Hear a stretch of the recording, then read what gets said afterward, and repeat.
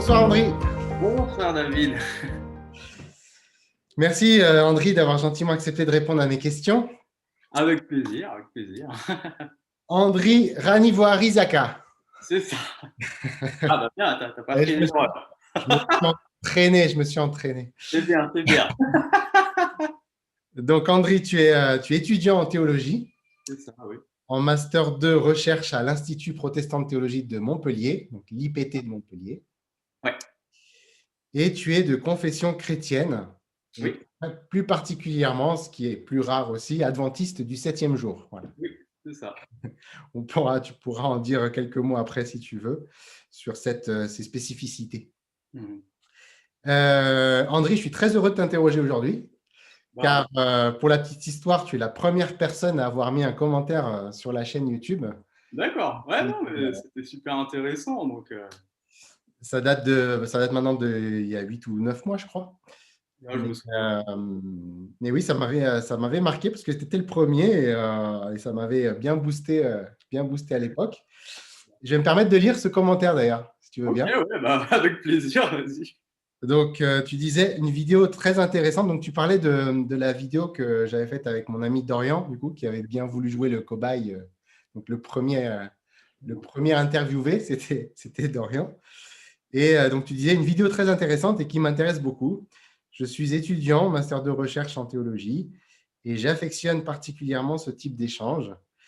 Si tu souhaites avoir un autre cobaye à disposition, mes recherches s'axent principalement sur le dialogue interreligieux, la philosophie et la théologie systématique. Eh bien, écoute, je t'ai pris au mot et donc, alors tu n'es pas le deuxième cobaye, hein, maintenant tu es la 47 ou 48e personne à être interviewée, mais voilà, je suis très heureux de pouvoir le faire enfin. Bah, merci à Et toi. voilà, donc avant de passer aux questions, je voulais juste te remercier d'avoir été parmi les tout premiers fidèles de la chaîne. Voilà. Avec plaisir. Andri, est-ce que tu veux ajouter quelque chose à la présentation avant de passer aux questions? Bon, non, pas spécialement. Bon, Ça va. t'es prêt? Ouais. Alors, c'est parti. Première question, la vie a-t-elle un sens? Alors, la vie a-t-elle un sens? Bah, pour moi, j'y vais d'emblée, oui. Pour moi, ça me paraît évident en tout cas. Alors, pour tenter en tout cas d'apporter des éléments de réflexion sur la réponse, en réalité, ma réponse, elle dépend de la deuxième question, de la réponse à la deuxième question. Mhm. Donc, on aura l'occasion de revoir la deuxième question après, bien sûr, hein. Mais donc, ma réponse est construite à partir de la deuxième. Donc, on comprendra mieux pourquoi je pense la première question comme suivie. Je pense que la vie a un sens, car le sens, c'est finalement les relations. Elle est axée sur la relation, les relations, tout type de relations, hein, humaines, mais voilà, tout ce qui est échange. Mhm. Euh, et l'objectif est d'être heureux. L'objectif est de vivre dans le cadre de ces relations, dans une atmosphère harmonieuse, heureuse, paisible aussi, et de pouvoir en profiter tout simplement. En fait, donc ça paraît à la fois tellement complexe mais simple. Donc, mais disons que globalement, voilà, dans ces fondamentaux, je dirais un aspect, s'il fallait axer en tout cas euh, la réponse à cette question, voilà, sur quelque chose de précis, ce serait les relations. D'accord. Donc, le lien, donc, derrière la relation, j'imagine qu'il y a un mot qui commence par un A souvent, Oui, l'amour. un R. Ouais, voilà, exactement, Et donc, exactement. c'est peut-être ce qui fait le lien entre la première et la deuxième question, peut-être un petit peu. C'est peut-être de ça dont tu. Oui, entre autres, hein, bien sûr, il y a la notion, alors c'est le concept très complexe de l'amour, bien sûr, mais je dirais, voilà, bah, après, de par une de mes observations, c'est que l'être humain, nous en tant qu'être humain, en tant qu'individu, si nous nous voyons en tant qu'individu vraiment seul, on ne peut pas vivre. Je veux dire, si moi je suis tout seul au monde, rien avec qui échanger, c'est pas possible, on ne peut pas vivre. Un enfant ne peut pas vivre comme ça et un adulte non plus. Donc voilà, à partir de cette petite réflexion, je me dis, entre autres, Voilà, la relation, c'est l'un des objectifs de la vie, en fait. Et découvrir, du coup, ce que ça cache, ce que ça implique. Voilà. Et là, Ça me va bien. Bon, bah, parlons du coup de la deuxième question que tu aurais aimé du coup avoir en premier, j'imagine. Non, pas nécessairement, mais disons que c'est bien d'avoir l'effet avant la cause. Hein. On fait tout le temps cause à effet. Bon, bah, là, on inverse un peu. C'est une mentalité très, très hébraïque, ça. C'est l'événement avant la pensée. Alors, je suis pas juif, hein, pour info, même malgré mon prénom, je suis pas d'origine juive. Oui, non, moi non plus. J'extrais ça vraiment d'une pensée hébraïque qu'on peut le trouver dans la Bible, par exemple. Ouais, ouais. Bah, parlons de cette cause. Ouais. Alors, deuxième question, Dieu pour toi, c'est? Alors, bah, Dieu, pour moi, du coup, euh, bah, il est relation. En fait, bon, si tu veux, ma réflexion sur Dieu peut différer d'une grande tradition. Donc, comme tu l'avais dit au départ, j'affectionne le domaine de la philosophie notamment, de la théologie. Et en me penchant sur la question, donc j'ai fait des travaux de recherche à ce sujet-là. Et de manière classique, donc je l'appellerais le théisme classique strict. Donc selon cette tradition, en tout cas, qu'est-ce que j'entends par cette tradition? C'est l'idée que Dieu soit transcendant, c'est-à-dire il est en dehors du temps, en dehors de l'espace, il est immatériel, simple. Qu'est-ce qu'on entend par simple? C'est tout simplement, il n'a pas d'accident, il n'est pas composé de membres, il n'est pas composé tout court. Donc voilà, il est vraiment strictement, donc voilà, d'où le théisme classique strict, il est strictement différent de nous. Mhm. Et dans cette tradition-là, voilà, c'est ce qu'on peut un peu retenir comme attribut divin. Pour ma part, j'ose questionner en fait cette tradition, cette vision traditionnelle du divin, mais évidemment, je ne peux pas le faire comme ça de moi-même. Donc, Tu parles, pardon, quand tu parles de tradition, tu parles de tradition chrétienne ou de vision? tradition philosophique. Tradition philosophique, ouais. Donc, effectivement, dans le christianisme, mais ça peut être aussi inclus dans différents mouvements spirituels, hein, le divin est traditionnellement conçu comme étant quelque chose, enfin une réalité voilà, immatérielle, non spatiale, voilà, qui n'est pas localisable donc. Hein. Et donc on pense à partir de cette réalité-là. Mhm. Et ça débouche à, ben, je pense qu'il y a eu plusieurs vidéos qui ont fait témoignage de cette réalité, de cette compréhension du divin. Et donc, dans mon cas, je diffère, ma pensée diffère en tout cas de cette tradition. Alors, d'où ma réflexion, d'où partir pour tenter en tout cas d'apporter un élément de réponse. Dans ma conception des choses, je pars de l'écriture, de la Bible. Mhm. Alors, je fais de la Bible, j'essaye en tout cas, hein, donc ma démarche, elle est tout le temps dynamique, bien sûr. Hein. J'essaye de partir vraiment de l'écriture, des écritures saintes, donc la Bible, en premier lieu. Pas Donc, protestant pour rien, quoi. ouais. Après, bon, est-ce qu'il faut être protestant pour entamer une telle démarche? Peut-être pas nécessairement, mais disons que ça m'a aidé. On peut dire oui, j'ai été orienté, en tout cas, à tenter de penser comme ça. Ça ne veut pas non plus dire que dans le mouvement protestant, tous, de manière unanime, entament une démarche cette démarche de cette façon-là non plus. Donc voilà, c'est toujours une tentative, c'est toujours un essai. Et mon essai à moi, c'est de retravailler cette question de Dieu, du divin, à partir des Écritures. Comment l'aborder? J'ouvre les Écritures et on peut observer en son sein des histoires avec la présence de Dieu, justement, et des êtres humains. Et ils échangent. Ils échangent, ils discutent même, hein. Il y a du dialogue, il y a du mouvement. On observe un Dieu qui bouge, on observe un Dieu qui est donc localisé spatialement, on observe un Dieu qui est émotionnel aussi. Hein. Donc ça peut remettre en question la traditionnelle vision philosophique d'un Dieu impassible, qui ne peut pas être affecté émotionnellement par quelque chose d'autre que lui-même ou d'extérieur. Il peut être touché par autre chose que lui-même, quelque chose venant de l'extérieur, en l'occurrence des êtres humains. Donc voilà, un premier aspect qui m'aide à penser Dieu, c'est cet aspect de la Bible. En partant de ces événements, Dieu est pleinement historique en fait. Il est spatial, il est temporel, il est passible, il est mobile, il n'est pas immobile comme on pourrait le suggérer dans une tradition plutôt aristotélicienne, hein, platonicienne. Et donc, il est pleinement spatio-temporel, en fait. Hein. À ce niveau-là, en partant de là et en observant un peu plus loin, j'observe également, je prends un exemple, le baptême du Christ, hein, dans les évangiles synoptiques notamment.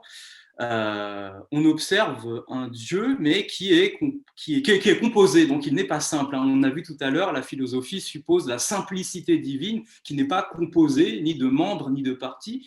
Et là, dans cet événement du baptême de Christ, ils sont trois. On nous présente le Saint-Esprit qui descend du ciel et qui se manifeste de manière corporelle, hein, comme nous dit les évangiles. Et puis on a le Christ, bien sûr, qui sort de l'eau du Jourdain. Et puis on a une voix venant du ciel, celle du Père, qui dit « Voici mon Fils bien-aimé ». Donc on voit vraiment, à première vue, trois entités, trois réalités, trois centres de conscience vraiment différentes. Et à partir de là, je me dis que ce Dieu en soi est un groupe. Voilà. S'il fallait vraiment que je résume cette réalité-là, donc la Bible ne fait pas un étalage de « il faut penser Dieu comme ci, Dieu comme ça », ce n'est pas un traité philosophique, mais elle présente des phénomènes, et c'est ces phénomènes-là qui peuvent conditionner nos idées par la suite. D'accord. Donc Dieu est relation, Dieu est… est-ce que tu irais jusqu'à dire que Dieu est Trinité pour toi? Ouais, alors Trinité, alors bien sûr, c'est là où ça devient intéressant, puisque le terme Trinité… Je pose la question parce que tu es à l'IPT, donc Ouais. Je connais la tendance un peu libérale de l'Institut protestant. Ouais, bien sûr. Donc la Trinité n'est pas, je crois, forcément toujours adoptée par une certaine branche du protestantisme libéral. Donc je voulais avoir un peu ton regard sur ça. Ouais, bien sûr. Après, c'est complexe parce que même la question de la Trinité en soi, je dirais qu'il n'y a pas une, mais des Trinités. Donc, c'est aussi une question qui ouvre d'une perspective. Il y a un autre, je pense, un sujet très vaste. De quelle Trinité parle-t-on, si on la rejette, si on l'accepte? Voilà, c'est très complexe. Bon, il y a les credos, hein, il y a les textes fondateurs d'Église qui sont nés au début de l'ère chrétienne. Et même quand bien même on les lit, comment on va les lire, comment on va les concevoir, suivant les termes qui sont inscrits, etc. Voilà, ça reste un sujet, je pense, très complexe et à part, donc il faudrait traiter. Et donc, pour ma vision personnelle, je conçois le Dieu trinitaire comme étant un réel groupe, un groupe d'individus. Voilà, par exemple, nous sommes tous les deux, là, dans notre petit groupe de discussion. J'ose penser que Dieu est en réalité le premier groupe qui a existé, enfin, qui existe en fait depuis toujours. Il est composé donc du Père, du Fils, de ceux qu'on appelle du Père, le Fils et le Saint-Esprit. Donc ce sont vraiment trois individus qui sont en échange et qui reflètent ou qui montrent à travers les Écritures des relations très solides, une relation très solide. Je prends notamment la relation que Jésus a avec le Père, en tout cas il y a un témoignage à ce niveau-là. Jésus va dire qu'ils sont un. Donc au sens d'unité, donc leur relation est harmonieuse, leur relation est paisible, et c'est une source d'inspiration. C'est une source d'inspiration, à mon sens, pour penser du coup la vie, d'où ma réponse à la première question. Si Dieu est relation, il est une communauté. L'humanité, à son tour, a été créée à son image, selon en tout cas les récits de création qu'on peut observer dans le livre de la Genèse. Et effectivement, un être humain est humain seulement quand il est avec d'autres êtres humains. Donc, c'est… On garde le lien et la relation dans les deux premières questions. Ouais, voilà, c'est ça. Donc, c'est pour ça que je t'ai dit que ça dépendait en fait de ma vision de Dieu. Parce que je vois Dieu comme étant un groupe, l'humanité est un groupe, effectivement, et observer leur relation me permet de me dire, alors il y a un objectif aussi, il y a un but, il y a un intérêt, et on peut l'extraire en tout cas de cette vision de Dieu. Ouais. Okay. Donc la relation n'est pas un moyen, mais ça peut être un but en soi. Ouais, bien sûr. Ouais. Merci. On passe à la troisième question. Okay, ouais. Après la mort, stop ou encore? Alors, ça, c'est une grande question. Moi, je dirais encore, mais maintenant, quel encore? Parce qu'il peut y avoir différents encore. Euh, Selon alors, toi, toujours toi. hein? Je dis toujours selon toi. Oui, oui, bien sûr. Pour moi, il y a un encore, mais pas tout de suite. Alors, ça veut dire quoi? Euh, Bon, je prends un exemple toujours biblique. Dans le livre d'Ecclésiaste, par exemple, on nous annonce que le mort ne sait rien. Il ne sait plus rien. Il n'a plus part à ce qui se passe sous le soleil, il ne fait plus rien.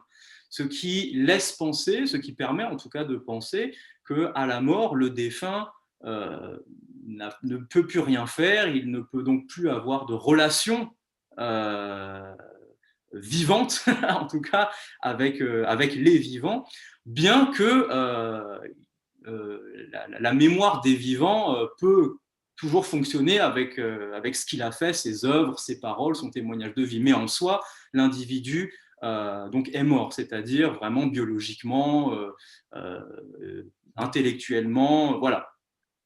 Et en ce sens, comment concevoir la suite alors?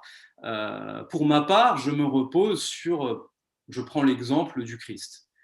Jésus-Christ qui, après, au troisième jour, après sa mort, après sa crucifixion, a été ressuscité. Donc, il s'est vraiment relevé et il était vivant, aussi vivant qu'avant. Alors, certes, il peut y avoir des modifications physiques. Les textes ne nous parlent pas réellement de qu'est-ce que ces modifications physiques, mais globalement, biologiquement, il était bien vivant. Voilà, il fallait partir d'une base fondamentale, ce serait de dire qu'il était vivant à nouveau biologiquement. Donc, il y a l'espoir de cette résurrection à l'instar de Lazare aussi, peut-être, si on pense à cette histoire-là. Donc, oui, il y a une vie après la mort, mais cette vie, finalement, est redonnée au moment de la résurrection, en ce sens-là, en tout cas. D'accord. Voilà. Merci. Est-ce que tu veux ajouter quelque chose à cette question? Non, pas spécialement. Ça va. Ça va. Parfait. Bah, écoute, passons à la quatrième question. Ouais. Un personnage spirituel qui t'a marqué? Oh, bah, du coup, je pense qu'il n'y a pas photo, hein. Pour moi, c'est Jésus-Christ. C'est le Christ. Voilà pourquoi, justement, en rapport avec les deux premières questions, question de relation, du Dieu relationnel, donc du Dieu groupe. Jésus est un membre de ce groupe qui a représenté justement ce groupe.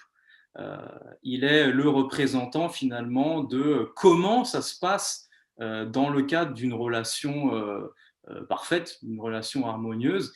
Et il est venu sur Terre pour témoigner, notamment, hein, entre autres, bien sûr, il y a plusieurs choses, mais voilà, s'il fallait axer en tout cas un aspect de son témoignage dans le cadre de notre discussion, voilà, je dirais que Jésus est l'exemple parfait, il est la révélation finalement de ce qui se passe dans cette relation, et donc il révèle le vrai visage de ce groupe qu'on appelle, enfin, que j'appellerais Dieu du coup. Voilà. Ok. Tu n'en cites pas d'autres? Tu restes sur lui uniquement? Ouais, ouais, le Ah, personnage. Ouais. le boss. Tu restes sur le boss? Ok. Allez, cinquième et dernière question. Ouais. Le livre et ou le film, hein, Mhm. ne t'empêche pas de citer des films, hein, ça fait toujours du bien, Ouais. que tu recommanderais à un ami en perte de sens? Moi, je recommanderais. Alors, il y a la Bible, mais la Bible est composée de plusieurs livres aussi. Donc, si je devais choisir un livre, ce serait peut-être la Genèse. Mhm. Parce voilà, généralement, quand on tombe voilà, en période difficile, on s'interroge toujours sur qu'est-ce que je fais là, voilà, d'où on vient. Et même quand ça va, on peut toujours s'interroger sur nos origines. Et il me semble que la Genèse est une bonne source d'inspiration. Si en tout cas on souhaite penser à partir de la Bible, c'est un bon support pour tenter de repenser, de travailler, de se travailler aussi. Mhm. C'est Mais tout? bon. Pas de film? Après, pour un film, Allez, t'en as en tête.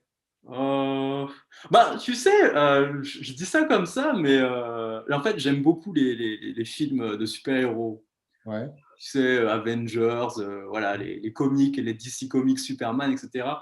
Et pourquoi en fait? Parce que il y a un aspect qui me marque, moi, et qui, je pense, sensibilise consciemment ou inconsciemment ceux qui regardent, c'est la multiplicité d'êtres vivants qui existent dans l'univers. Si on plonge dans ces univers, et ils sont tous en relation les uns avec les autres, alors plus ou moins bien sûr, mais si tu veux, ça nous ouvre une perspective plus large que la simple relation humaine. Tu vois, il y a des extraterrestres, etc. Et si on plonge dans le monde de la Bible, finalement, on se rend compte que ce n'est pas si différent. Le concept, le fondement des relations est là. Il y a effectivement des extraterrestres. Alors la Bible va les appeler les anges, les chérubins, et puis Dieu, hein, Dieu est l'extraterrestre par excellence. Voilà. Tu as dit qu'il n'était pas vraiment, qu'il était aussi très, très, qu'il n'était pas totalement extérieur tout à l'heure. Oui, voilà, c'est ça. On est tous dans une même, on fait tous partie d'une même réalité spatio-temporelle et historique. Hein? De la matrice. Et du coup, voilà. Et donc, ce genre de film, en fait, c'est intéressant toujours de le regarder avec cet œil-là. Ça sensibilise cette perspective, en tout cas, de la vie. Mhm. En dehors des histoires qui se trament à l'intérieur, hein, bien sûr. Mais Pas de film chrétien? après, ouais, on a pas mal. Moi, j'ai beaucoup aimé un film qui a été tourné dans les années 90, c'est l'histoire de Joseph. Alors, j'ai plus le nom des acteurs en tête, mais ouais, c'est une belle histoire, bien faite, je trouve. Mhm. Puis le prince d'Égypte, c'était vraiment intéressant aussi, euh, haut en couleur, et donc ça peut être bien pour les enfants. Donc voilà, tout le monde peut y trouver sa place, disons. Bientôt Noël en plus. Ouais, voilà. Parfait. Avant de finir, je voulais quand même te poser la question, parce que ce n'est pas tous les jours que j'interviewe quelqu'un qui est adventiste du 7e jour. Donc, je voulais savoir en 2 mots pourquoi. Pourquoi Adventiste du 7e jour? Ouais. D'accord. Qu'est-ce Euh, qui, qu'est-ce qui fait que pour toi, c'est une voie intéressante par rapport à d'autres voies potentielles? mhm. En fait, bon, déjà, je suis né dans une famille d'adventistes. Mhm. Mon grand-père était pasteur, maintenant il est retraité, hein, 95 ans. Et puis, donc, je suis né là-dedans. Ensuite, effectivement, les questions arrivent avec le temps. La découverte aussi d'autres confessions se fait. Par les études, bien évidemment, voilà, j'en découvre beaucoup et tous les jours. Et ça m'interpelle, et puis ça m'a obligé, en quelque sorte, à m'interroger sur ma propre tradition, donc l'adventisme. Et par mon intérêt donc, à la philosophie, à la systématique et la Bible, euh, je me suis, pour moi-même en tout cas, aperçu que l'adventisme est cohérent avec ce que moi j'ai pu, en tout cas jusqu'à aujourd'hui, extraire ou tenter d'extraire, en tout cas, des Écritures. Donc voilà, même si je suis né dedans, j'ai essayé de ne pas le tenir pour acquis. Mhm. Et voilà, j'ai essayé de travailler, bien qu'on ne peut pas s'enlever ça de la tête quand on lit l'Écriture, on essaye quand même toujours de se questionner, et voilà, en comparant un petit peu, en observant avec d'autres confessions, d'autres mouvements. euh, c'est dans ce mouvement-là que je me retrouve, en tout cas, théologiquement. Si tu devais donner, je sais pas moi, 3 grosses différences entre l'adventisme et pour le protestantisme, allez, protestantisme libéral, si tu veux. Qu'est-ce Mhm. que, ou même un autre protestantisme évangélique, autre. Quels sont les 3 éléments différenciateurs de l'adventisme? Un premier élément, donc je l'ai peut-être souligné philosophiquement, c'est ce Dieu qui est pleinement spatio-temporel. Ce Mhm. qui fait que d'un point de vue adventiste, quand voilà, par exemple on lit les Écritures, le Christ ressuscité, par exemple, est vraiment localisé quelque part, alors dans le fin fond de l'univers, dans ce que la Bible va appeler le sanctuaire céleste. Donc c'est un lieu, il y a réellement un lieu où Jésus, en compagnie d'autres êtres vivants, donc on parlait des extraterrestres, donc on peut l'observer dans plusieurs livres de la Bible, Dieu est en relation avec d'autres êtres vivants, et Jésus le ressuscité est là-bas. Donc c'est un endroit vraiment spatio-temporel, matériel, il y a de la vie, il y a des relations, et nous sommes sur Terre. Et donc ça, c'est une grande spécificité de l'adventisme, c'est qu'elle adhère à cette vision de l'univers. Okay. Ouais. Ce qui n'est pas le cas peut-être pour d'autres traditions où voilà, la réalité divine ne peut concevoir ce genre de réalité spatio-temporelle où il peut y avoir C'est déjà une grosse différence, effectivement. voilà. Ça, c'est une grande différence. Ouais. Ouais. Il y en a d'autres grosses Du coup, ça implique une autre chose. C'est que, par exemple, il y a des prophéties dans la Bible, donc des annonces faites par des hommes où Dieu leur aurait voilà, communiqué certains messages en vue du futur. Alors bien évidemment, dans la condition philosophique classique, ce n'est pas concevable que Dieu puisse déjà communiquer de manière raisonnable quelque chose d'historique, puisqu'il n'est pas historique lui-même. Donc tu vois, on est vraiment dans cette tension entre histoire, temporalité d'une part, et puis éternité et atemporalité d'autre part. Voilà, dans l'adventisme, en fait, du coup, le texte sera lu vraiment en fonction de l'historicité de Dieu. Et donc, si Dieu, par exemple, annonce des choses d'avance, en prévision de ce qui arrivera, il est possible de réfléchir dessus et de découvrir qu'effectivement, il y a des choses annoncées d'avance. Donc, on a vraiment, dans ce mouvement-là, une vision historique, non seulement du passé de Dieu, du présent de Dieu, mais aussi par rapport au message qu'il peut délivrer au moyen de la Bible, penser et découvrir certaines choses à propos de l'avenir. Ouais. D'accord. Ce qui n'est pas possible dans d'autres mouvements. Il faudrait plutôt dire que ces écritures qui font référence au futur sont en fait des choses déjà révolues, mais qui sont écrites avec un langage du futur pour encourager la population ou pour encourager les lecteurs à se dire voilà, notre Dieu savait, ça nous encourage. Tu vois ce que je veux dire? Donc voilà, c'est plus une approche existentielle. Je comprends. Voilà. Donc c'est deux approches différentes, mais parce qu'elles dépendent de deux conceptions de Dieu différentes. Ok. Est-ce que tu as quelque chose à ajouter avant de conclure? Déjà, merci à toi. Okay. Merci en tout cas, je trouve super. En fait, ce que j'apprécie beaucoup dans ton projet, c'est ton ouverture. C'est vraiment, on est dans une dynamique d'échange, on est dans une dynamique d'écoute, et voilà, sans préjugés, sans dire ce qui a tort, qui a raison.